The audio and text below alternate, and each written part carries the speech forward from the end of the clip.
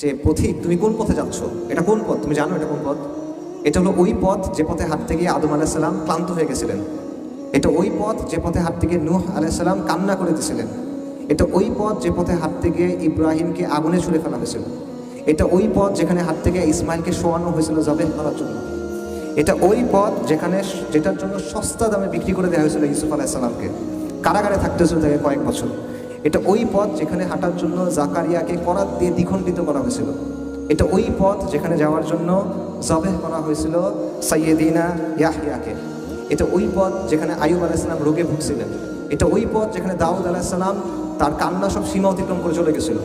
এটা ওই পথ যেখানে হাত থেকে ঈসা আলাইসাল্লাম নিঃসঙ্গ জীবনযাপন করতে হয়েছে। এবং এটা ওই পথ যেখানে জন্য রাসূলুল্লাহ সাল্লাল্লাহু আলাইহি ওয়াসাল্লামকে অসংখ্য কষ্ট সহ্য করতে হয়েছে।